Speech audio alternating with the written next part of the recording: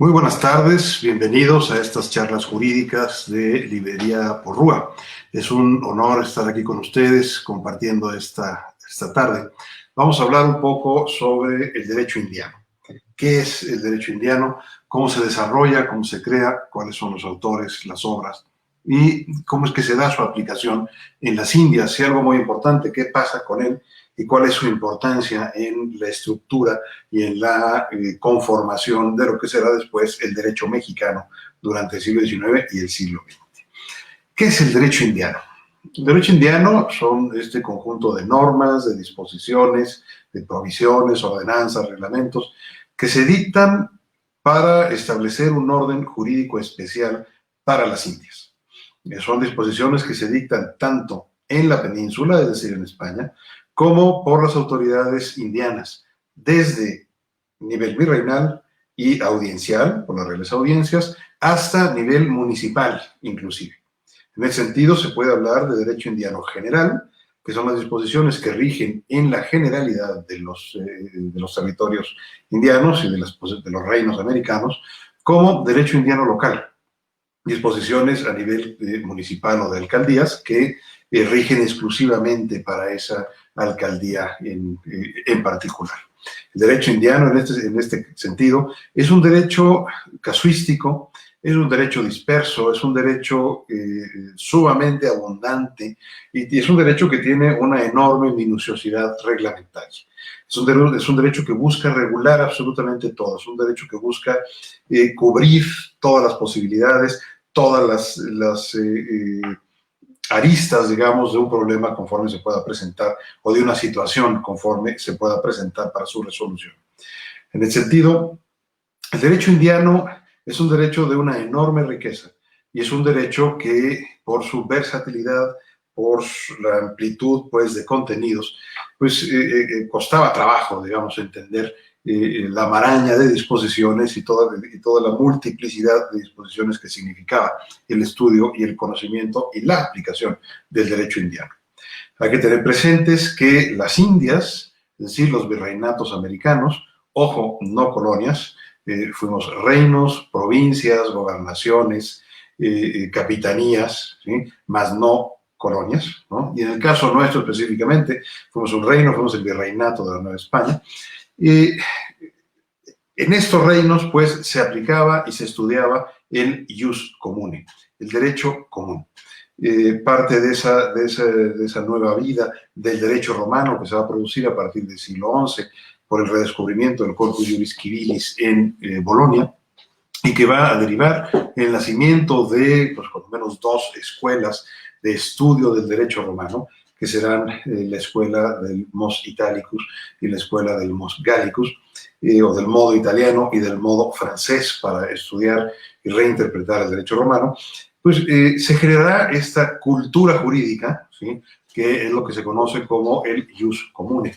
El ius comune no son normas, no son disposiciones, no son leyes o reglas dictadas por una autoridad, sino que son formas de entender al derecho, de aplicar el derecho y de ver al derecho por un conjunto de juristas que tienen el enorme privilegio de poder volver a estudiar el derecho romano en sus fuentes, poder volver a estudiar el derecho romano en el Corpus Juris Civilis, redescubierto por un monje de nombre Irnedio en la biblioteca de la recién fundada Universidad de Bolonia.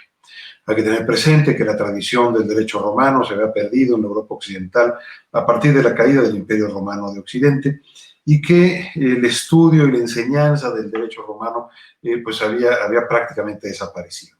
En ese sentido, el trabajo que se hace de elaboración del Corpus Juris Civilis en Oriente, ¿sí?, y la creación de este cuerpo del derecho romano, que recordemos se integra por el Códex o las constituciones imperiales, el Digesto Pandectas, que es la jurisprudencia de los juristas romanos, la Instituta, que es ese texto para la enseñanza del derecho, en donde el emperador Justiniano le enseña directamente a los estudiantes, y las novelas, que son las constituciones imperiales, que no habían alcanzado a recopilarse en el Códex. Bueno, pues esa recopilación es una recopilación que se hace en Oriente y que ejemplares de la misma llegan a Occidente, pero un Occidente que ya se había perdido, para la cultura romana en buena medida, o para la cultura jurídica romana en buena medida.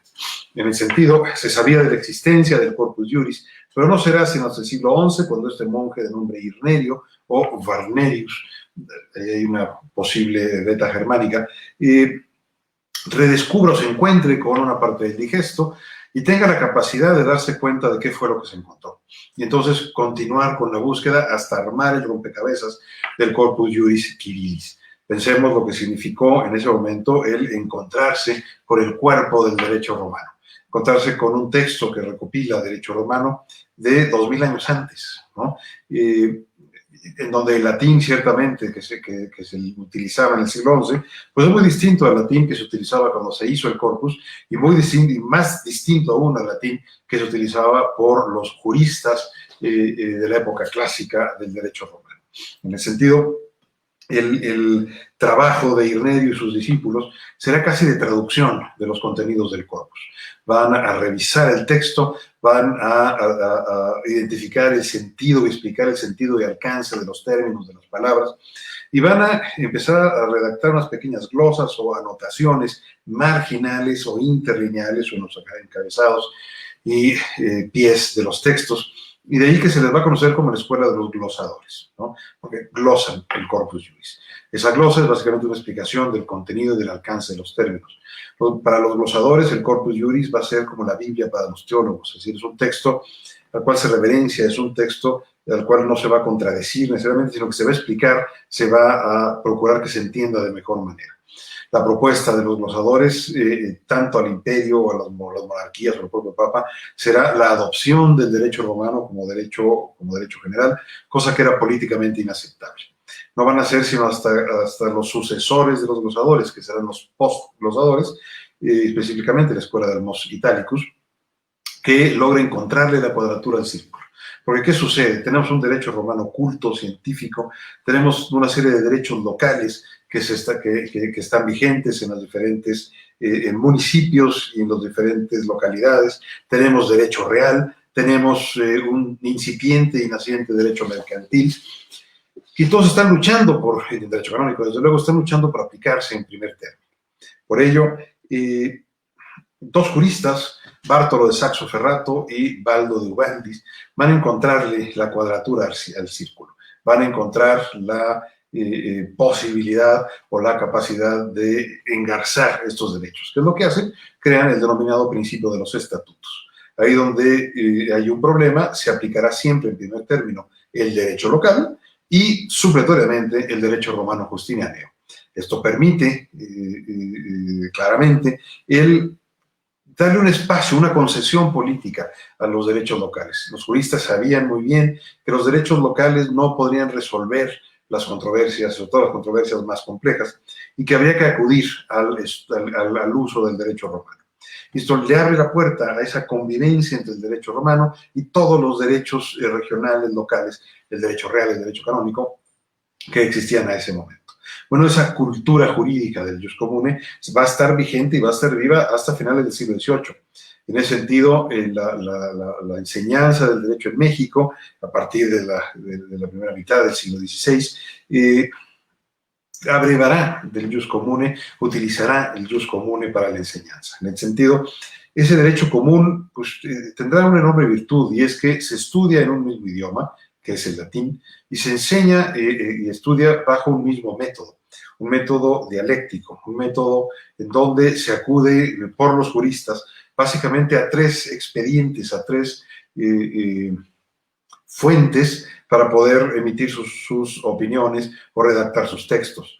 Lo dicho por el derecho, los principios generales del derecho y lo dicho por las autoridades. ¿Qué dice el derecho vigente? ¿Qué dice el derecho local? ¿Qué dice el derecho romano justinianeo? En segundo lugar, ¿qué dicen los principia iuris o principia iuris, o los lugares comunes del derecho? Estos principios generales del derecho que existen ya, desde luego, desde antiguo, existían desde el derecho romano, y que no son simples frases que a alguien se le ocurrió que debía de ser lo justo o que así suena bonito el derecho, sino que en realidad los principios generales del derecho son verdadero oro molido jurídico, ¿verdad? Los principios generales del derecho son resultado de años de práctica y de casos repetidos, ¿sí? Los principios generales del derecho obedecen a una visión muy clara de practicidad, ¿sí? y de un ánimo de resolver las controversias. Por eso los principios se generan a través de un método, de un método inductivo. De muchos casos iguales, individuales, llegamos a la enunciación de un principio general, ¿sí? Pacta sunt servanda, por ejemplo, nemo auditur propriam turpitudinem allegans, o primero en tiempo, primero en derecho, ¿no? Y son principios todos ellos que obedecen a un principio práctico. ¿Por qué primero en tiempo, primero en derecho? ¿Por qué no el más anciano? ¿Por qué no los niños? ¿Por qué no las mujeres? ¿Por qué no los aristócratas? ¿Por qué no los pobres? Porque es más fácil asignarle un derecho a aquel que llegó primero, a aquel que primero lo reclamó, a aquel que primero lo ejerció. Tiene, insisto, un elemento de práctica jurídica muy claro. Ese es el segundo instrumento que utilizan los juristas. Y después lo dicho por las autoridades. Y existe este concepto, pues, o esta idea de la autoritas o de la autoridad en el derecho, que no son las autoridades estatales, sino que son los grandes autores, los grandes juristas. ¿Qué dice Baldo? ¿Qué dice Pedro de Verapértica? ¿Qué dice Urrucio de Pisa? ¿Qué dice Juan Andrea? ¿Qué dice el abad Panormitano? ¿Qué dice Bartolo Sacsoferrato? ¿Qué dicen esos grandes juristas? Lo dicho por ellos vale, lo dicho por ellos pesa. Lo que es muy importante que hay que tener presente es que en el derecho común el ejercicio del derecho está dividido en dos partes. Una cosa es ser jurista y otra cosa es ser abogado. El cliente va con el abogado a plantearle su problema y el abogado, es uno de los caminos, es que va con el abogado a plantear su problema y el abogado va con el jurista a plantear la consulta, ¿sí? O bien pueden ir los clientes directamente con el jurista a plantear la consulta. Se le plantea un problema y este jurista, que es una persona cercana a los libros y cercana a la cultura libresca, desahoga la consulta, ¿sí? Emite una opinión, se le entrega al abogado, al advocatum, y el abogado es el que lleva la opinión ante tribunales y la plantea, la ejerce ante tribunales. Y los tribunales van a tener la opinión de dos juristas planteadas por dos abogados distintos y decidirán a favor de uno u otro, ¿no? ¿Por qué esas opiniones son vinculantes y obligatorias? Pues por la legitimidad científica, por la capacidad ética, por los conocimientos de ese jurista que ha resuelto o que ha planteado una solución al problema. En ese sentido, pues no cualquier jurista crea ius comune, no cualquier estudioso del derecho crea ius comune. Hay desde luego una élite intelectual en este proceso de creación y es necesaria esa cercanía a ese mundo libresco, a los libros de derecho, a los textos, pues, jurídicos. Bueno, pues ese ius comune, cuando se produce el descubrimiento y conquista de América, se habrá de aplicar también en las Indias. Por virtud de las capitulaciones de Santa Fe, este acuerdo que se hace por Cristóbal Colón con los reyes católicos, los descubrimientos colombinos habrían de pasar a la soberanía de la corona de Castilla. Por lo tanto, serán las instituciones castellanas y el derecho castellano el que rija en estas tierras. Cuando se produce el descubrimiento y luego la conquista, la idea original de los reyes católicos era simplemente aplicar el derecho castellano en estas tierras. Derecho castellano que, por un lado, tenía una base legal muy clara, hay una serie de recopilaciones y leyes, de cédulas, ordenanzas, etcétera, de elaboración legislativa, ya sea por las cortes o directamente por los monarcas, y toda la base, toda la estructura, digamos, del derecho común. En ese sentido, el derecho castellano que se va a plantear aplicar en las Indias, ¿sí?, se integraba por una serie de ordenamientos que van a ser la columna vertebral de ese derecho castellano, que los veremos brevemente. Pensemos en los tiempos de Alfonso X el Sabio. Estamos hablando del siglo XIII. Uno de los monarcas que, si se le llamó el Sabio, pues era porque era un sabio, don Alfonso X, hijo de Fernando III, el santo de San Fernando, ¿no? Un santo y un sabio por hijo. Bueno, pues Alfonso X lleva como una tarea importantísima de creación de derecho, de recepción de derecho común en esa creación de derecho, y él va a redactar las 7 partidas. Las 7 partidas son una obra que se publica entre 1256 y 1265. Es una obra que se divide en 7 y que no es casual. ¿Por qué? Porque el 7 simboliza la perfección, es un número cabalístico, ¿no? Es el número de los 7 movimientos posibles, 1, 2, 3, 4, 5, 6 y 7, ¿no? Es el número además que integra de letras que integran la palabra Alfonso. De hecho, si ven ustedes las 7 partidas, la primera partida empieza con la A, la segunda partida, su primera letra es la L, la tercera partida, su primera letra es la F, y de manera que sea Alfonso, una vez que se cumple con la lectura de las 7 partidas. Las 7 partidas se van a convertir en la magna obra legislativa de la Europa medieval occidental, ¿sí? Es un texto importantísimo, redactado en castellano, y por eso la enorme difusión que van a tener las 7 partidas. Y será la base y puerta de entrada del jus comune en el orden jurídico castellano, por lo tanto en el orden jurídico indiano, ergo en el orden jurídico mexicano. Las 7 partidas van a hablar del Estado, de la Iglesia, van a hablar de sucesiones, de derecho procesal, de abogados, de matrimonio, de contratos, de derecho penal.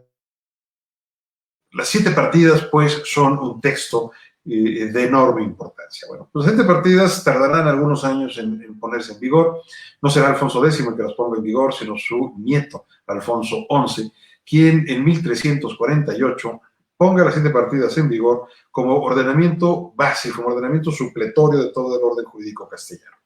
Lo que hace Alfonso XI es que en 1348 publica el ordenamiento de Alcalá. El ordenamiento de Alcalá establece lo que se conoce como el orden de prelación del derecho castellano. ¿Qué se aplica primero? Dice pues, el propio ordenamiento que se aplicaría en todo problema jurídico, primero el ordenamiento de Alcalá de 1348, después los fueros municipales, es decir, los derechos locales, y finalmente las 7 partidas, ¿sí? Con esto se siembra, digamos, el árbol de lo que será el orden jurídico castellano, indiano y posteriormente mexicano. Después de 1348 hay una tarea legislativa cada vez mayor, los reyes castellanos son cada vez más poderosos, más capaces de tener un proceso de creación legislativa. En ese sentido, la abundancia del derecho castellano va a ser notable, sobre todo por una razón. En el derecho castellano no existía un principio de derogación tácita. La derogación del derecho tenía que ser expresa. ¿Sí? Lo que no estaba expresamente derogado se mantenía vigente. ¿Sí? Y por eso la hiperabundancia de derecho. Y la necesidad de recopilar el derecho. Para 1505, los reyes católicos en la Villa de Toro hacen expiden una ley que se llama, un conjunto de leyes, que son las leyes de Toro. En esas leyes se confirma el orden de prelación. En todo problema jurídico se aplicarán las leyes de Toro de 1505, el ordenamiento de Alcalá de 1348, los fueros municipales, las 7 partidas. A partir de ahí, ya en siglo XVI, estamos en pleno proceso de absolutización del derecho y de absolutización de la monarquía. Ya es una monarquía legisladora, ya es una monarquía que crea derecho absolutamente, y en ese sentido será necesario pues hacer más recopilaciones.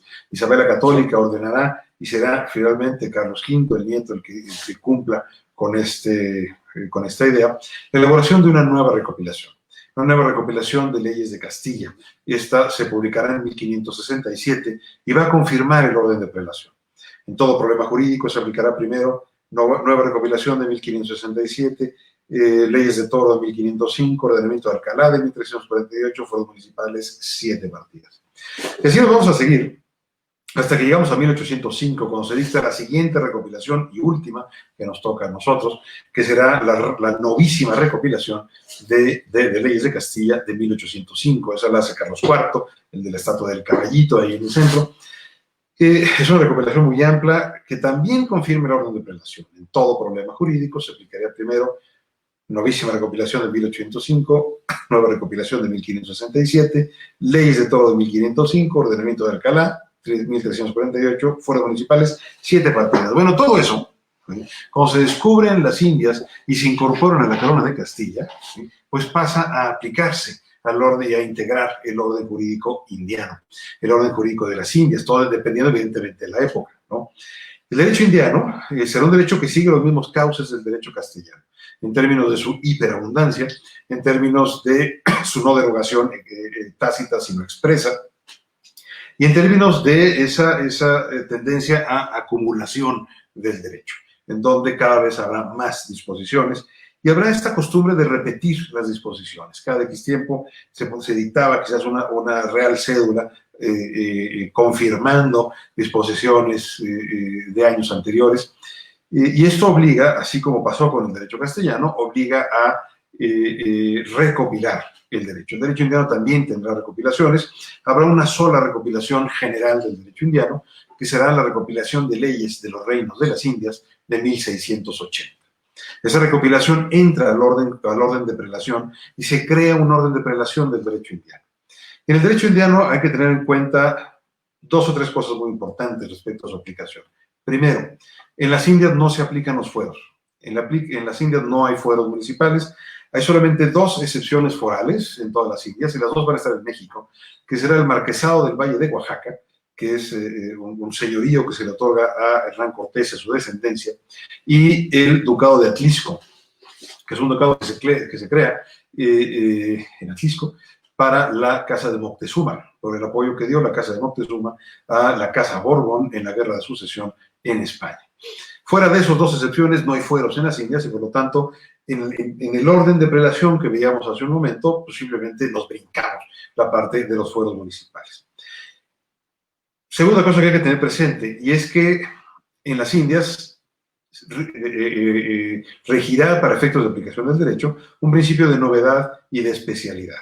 Se aplicará siempre el derecho indiano más reciente. ¿Sí? Lo que se ha dictado en las Indias, más reciente respecto de la materia objeto de la controversia. ¿Sí? Entonces, por ejemplo, si estamos en la Ciudad de México en 1550, ¿sí? Se tiene un problema X inmobiliario, lo primero que vamos a buscar son las disposiciones de derecho indiano más recientes dictadas hasta 1550.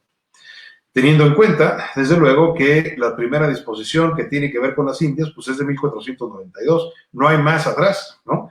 Entonces tenemos un marco temporal de 1550 a 1492. Se hace ese recorrido a ver qué nos encontramos, no hay disposición, o las que hay no son suficientes. Bueno, brinco entonces al orden de prelación del derecho castellano. Si estoy en 1550, bueno, entro a la altura de las leyes de Toro de 1505, ordenamiento de Alcalá de 1348, me brinco los fueros municipales y llego a la aplicación de las 7 partidas. Y en ese sentido es muy importante y es muy interesante tener presente que las 7 partidas será un texto que se van a aplicar ampliamente en la Nueva España, ampliamente en México. Nuestros tatarabuelos se rigieron con las 7 partidas, que se mantuvieron vigentes en este país hasta 1870 en materia civil, 1854 en materia mercantil, 1884, después en una segunda tanda en materia mercantil, 1871 en materia penal, ¿no? Y en los respectivos códigos procesales penales y civiles. Desde partidas, por eso la Suprema Corte de Justicia hizo una edición facsimilar de las mismas, y por eso el Ilustre y Nacional, Colegio de Abogados de México, junto con el Tribunal Superior de Justicia, hicimos otra edición facsimilar de las 7 partidas, porque son un texto que integra en muy buena parte toda la parte procesal y de derecho privado del derecho indiano y, por tanto, del derecho mexicano. Una vez que se hace la recopilación de Indias de 1680, se fija un nuevo piso. Ya no hay que irse hasta 1492, porque la recopilación derogó toda la parte de derecho indiano no recopilada. Una recopilación en 4 grandes volúmenes, ¿sí? De la cual se van a hacer diversas ediciones hasta el siglo XIX inclusive, donde una vez que se agotaba el derecho indiano más reciente, me iba yo a la recopilación de Indias y luego al orden de prelación del derecho castellano.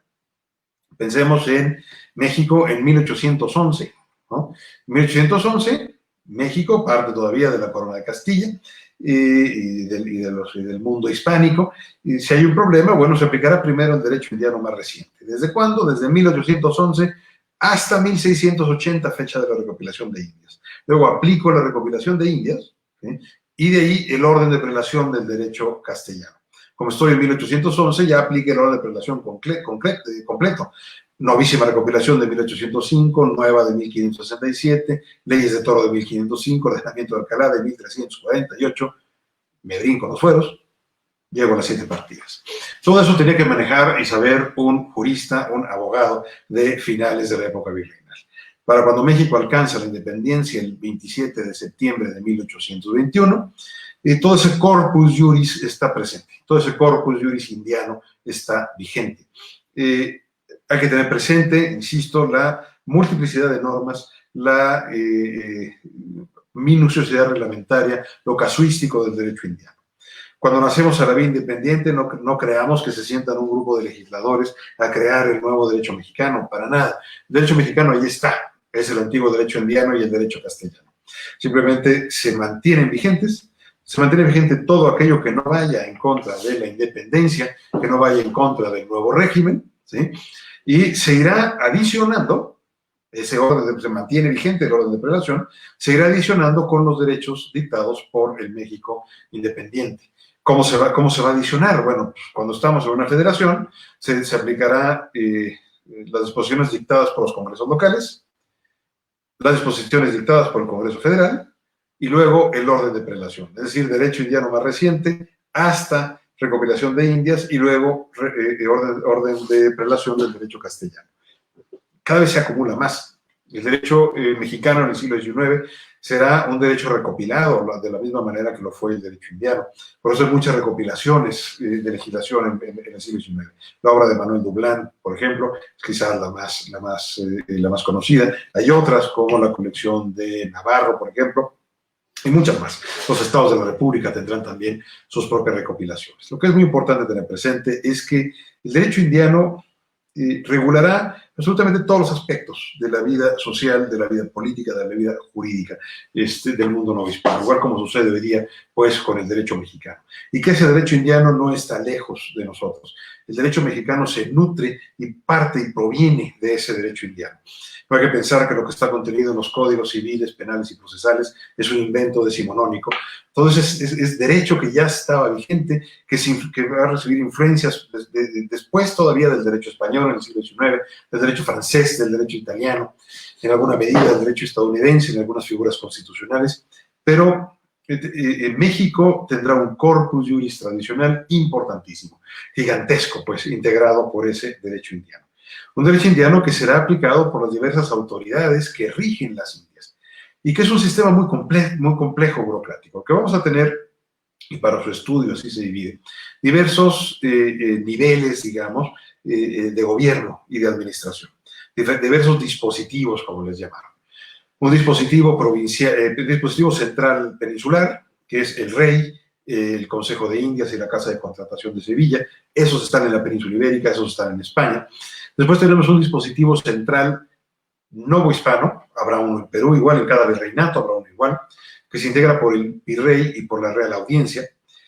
Después tendremos un dispositivo provincial distrital novohispano, que serán los gobernadores de provincia, los alcaldes mayores, los corregidores, los capitanes generales. ¿Sí? Y finalmente tendremos un dispositivo local, que son los cabildos de indios y los cabildos de españoles. En ese sentido, todas estas autoridades crean derecho, todas estas autoridades crean derecho indiano. ¿Sí? Mencionaba al inicio de la plática que la idea original de la monarquía castellana era simplemente trasladar el orden jurídico castellano y establecerlo aquí. Bueno, sí, se pudo hacer, pero de manera supletoria. La complejidad de la vida americana, la complejidad del mundo indiano, el tamaño, pues, del territorio, la complejidad de la población indígena, llevará, pues, a la necesidad de crear un derecho especial para las Indias, que será este derecho indiano. No podemos comprender, no podremos entender cabalmente el derecho mexicano del siglo XIX si no entendemos y si no conocemos al derecho indiano, y si no entendemos si no conocemos al derecho castellano. Por ejemplo, si ven ustedes nuestro primer código de comercio, que es el Código Lares, ¿no?, de 1854, verán que remite y contempla las denominadas fianza de Madrid y fianza de Toledo. Los reto a que encuentren la fianza de Madrid y la fianza de Toledo en el orden jurídico mexicano legislado después de la independencia. No están ahí. Esas dos fianzas están contenidas en las leyes de Toro de 1505. Son dos fianzas que se tenían que otorgar para apelaciones en juicios ordinarios y para apelaciones en procedimientos arbitrales. En ese sentido, un jurista mexicano del siglo XIX pues tenía que manejar el derecho castellano, y tenía que manejar el derecho indiano, y tenía que manejar el derecho mexicano, pues, de nueva creación después de la independencia, y convive con ellos, ¿no? Los autores y las obras del jus comune, del derecho castellano, del derecho indiano, se van a seguir utilizando durante el siglo XIX mexicano, ¿no? Pensemos, por ejemplo, en la obra de Antonio Gómez, el padre del derecho penal hispánico, que tiene dos textos, unos comentarios a las leyes de Toro, y otro que se llama diversas resoluciones, ¿no? Esas diversas resoluciones pues son comentarios, ¿no? Opiniones que da Antonio Gómez sobre contratos, sobre derecho penal, sobre delitos y penas, ¿no? Bueno, pues ese texto de las varias resoluciones y los comentarios a la ley de Toro, que una vez que salieron, aparecieron como tomo 1 y 2 de la obra de Antonio Gómez, pues serán utilizados en México hasta bien entrado el siglo XIX. Se van a traducir del latín al castellano y serán parte de los textos de enseñanza en la escuela de jurisprudencia, ¿no? Y la obra de quiebras de Salgado de Somoza, por ejemplo, el inventor del derecho de quiebra, las obras de Juan de Heria Bolaños, todo su trabajo de derecho procesal se va a seguir utilizando en México a través de la denominada curia filípica, que se llamaba el libro de Derecho Procesal de Heria Bolaños, es una curia filípica mexicana. Se aplicará también, se utilizará ampliamente las siete partidas, los comentarios de Gregorio López a las siete partidas.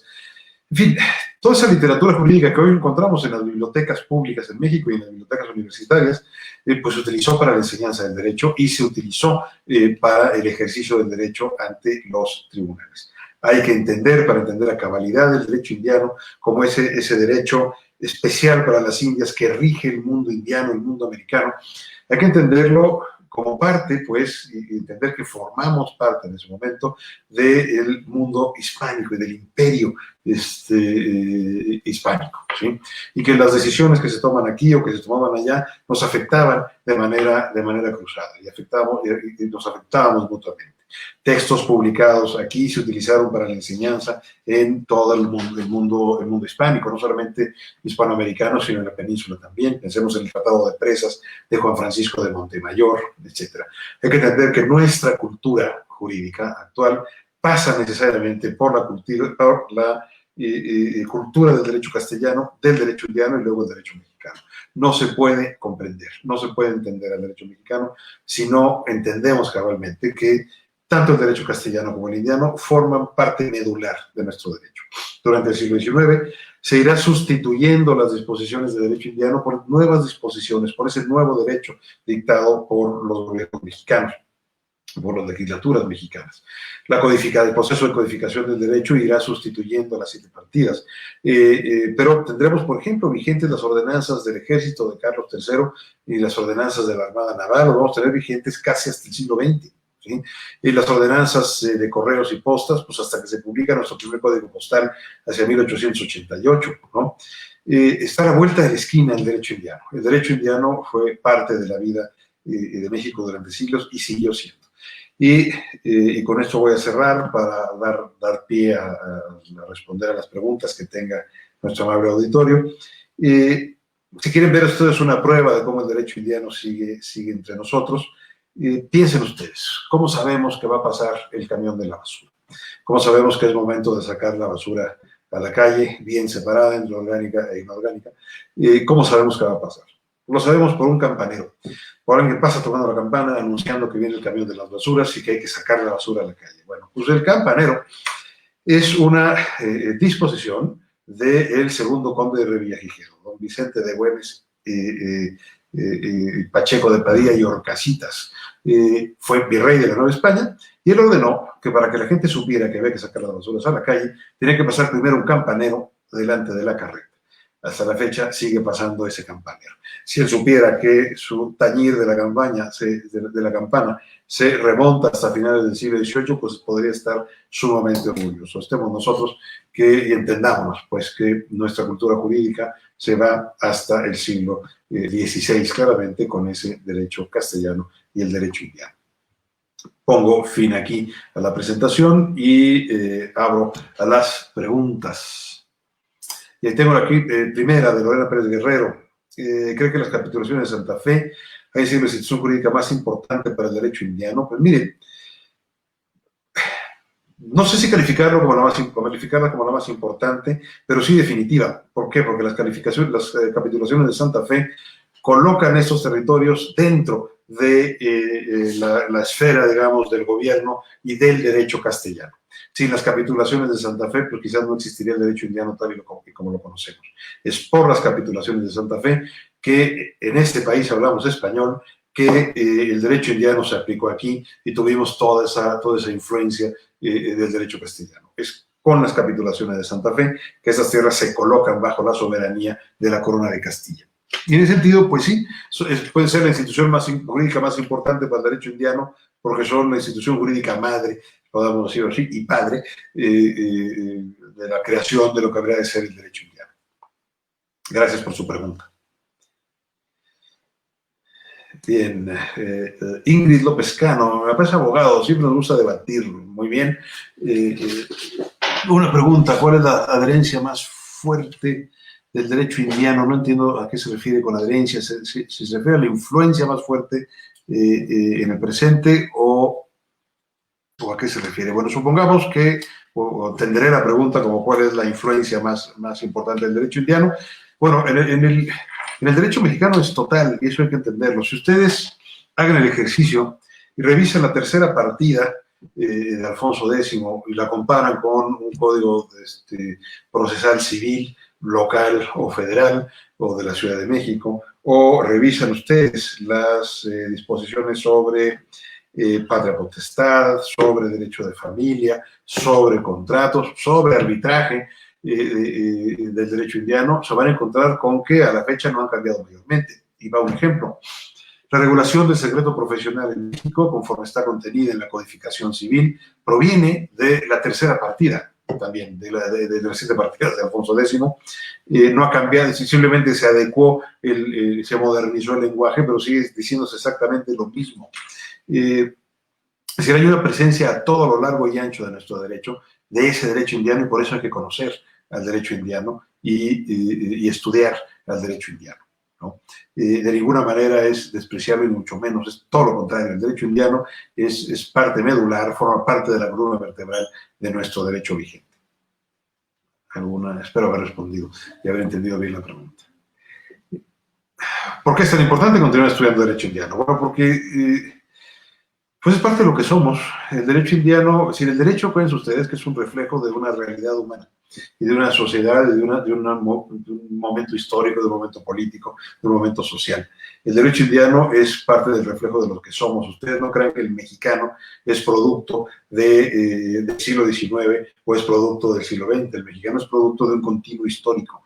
Los mexicanos hablamos de una forma, pensamos de una forma, nos vestimos de una forma, porque hemos ido evolucionando con el paso del tiempo. Hay una mezcla. Si el mexicano desciende de varias casas, digamos, sanguíneas y culturales, ¿no? Una casa hispánica que es tanto germana como con un elemento árabe muy importante, ¿no? Una casa latina que viene por el lado hispánico también. Pero igual descendemos nosotros, y es lo que nos diferencia a los españoles, de una casa indígena, ¿no? En donde somos iguales, pero tenemos una diferencia respecto a España. Y esa casa indígena le da una serie de peculiaridades muy importantes a la forma de ser, a la forma de hablar inclusive. El uso constante de diminutivos en el castellano que hablamos los mexicanos, pues viene de una fórmula de respeto a los mayores, a los ancianos en el náhuatl, que se les hablaba con diminutivos. Entonces, toda esta cosa que tenemos los mexicanos de un momentito, un cafecito, un pastelito, pues tiene que ver justamente con fórmulas de respeto de la mentalidad y de la idiosincrasia indígena que sobreviven hasta la fecha. El derecho indiano, pues, es el reflejo de esa sociedad. El derecho indiano sigue vigente de muchas formas. Los invito a que consigan, lo publicamos en el Colegio de Abogados de México, el de Madrid, y la Suprema Corte de Justicia de la Nación y el Tribunal Superior de Justicia. Hicimos una edición facsimilar de una obra muy importante que escribió un codificador español, don Florencio García Goyena, en 1852, y que en México se hace una edición en 1872. La obra se llama Concordancias, Motivos y Comentarios del Código Civil Español. Lo que hizo don Florencio García Goyena con el proyecto de código fue publicarlo artículo por artículo y señalando a pie de página cuál era el texto alternativo, cuál es la fuente utilizada, cuáles son las posibles influencias, las consecuencias de utilizar una forma u otra. Las concordancias de García Goyena, en su primera edición, se publicaron en 1852, y fue una de las fuentes más importantes para Justo Sierra cuando hizo el proyecto de Código Civil del Distrito Federal, que habría sido el primer código, el de 1870. Muchos de sus contenidos salieron de ahí. Bueno, el Código Civil de 70 se moderniza en 84 y posteriormente en 28 se le hacen algunos cambios en materia de obligaciones y en materia de derecho de familia, pero nuestro código vigente tiene todavía mucho de ese código de 70 y tiene muchos de los contenidos y de los comentarios y de las fuentes de las que se habla en la obra de García Goyena se pueden ver en la codificación actual, ¿no? Y mucho de eso también no está presente en el derecho indiano. ¿Alguna otra pregunta? Las figuras de derecho precolombinas influyeron en el derecho indiano. En alguna medida, sí. A ver, el derecho precolombino se va a mantener vigente en tanto cumpla con dos características.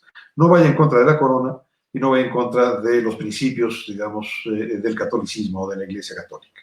Esto lo que tiene que ver con sacrificios humanos, con matrimonios múltiples, etcétera, pues evidentemente tiene que desaparecer. Pero se va a mantener vigente en muchas disposiciones que tienen que ver con trabajo comunal, con trabajo de la tierra, con reparto de responsabilidades en las poblaciones. Eso tendrá una influencia en el derecho indiano hasta cierto punto, pero algo muy interesante. Las comunidades indígenas aplicarán primero el derecho indígena, luego el derecho indiano será el supletorio y luego el derecho castellano será el supletorio. ¿Sí? Entonces, hay una influencia en el derecho indiano, sí, en ciertas figuras, insisto, de trabajo de aguas, de trabajo comunitario, de trabajo de la tierra, de linderos y conflictos, pues, entre campesinos o entre tierras de cultivo. ¿No? ¿Alguna otra pregunta? Gracias, Angie Oso. ¿Alguna otra pregunta? Bueno, pues creo que estamos llegando, ya mi perro está ladrando, quizás se escuche por ahí. Son las virtudes de estas conferencias, de estas pláticas por medios electrónicos. Ha sido un placer estar con ustedes en estas charlas jurídicas de Librería Porrúa. Espero que nos puedan acompañar en futuras intervenciones y lean sobre derecho indiano, conozcan el derecho mexicano y la historia del derecho mexicano. La historia del derecho, pues, es parte de lo que somos, de lo que fuimos y nos habla mucho de lo que podemos ser y sobre todo de lo que no deberemos ser en un futuro, ¿no? Y hay que conocer nuestro pasado y hay que atesorar nuestro pasado tanto indígena como hispánico, que venimos de los dos lados y que renegar de uno, pues, es absurdo, como renegar de otro. Hay que entender, pues, que somos esa simbiosis y que eso se ve en nuestro lenguaje, en nuestras fiestas, en nuestra comida y desde luego se ve en nuestro derecho. Y sin más, si no hubiese otra pregunta, me despido de ustedes. Muchísimas gracias y hasta la próxima.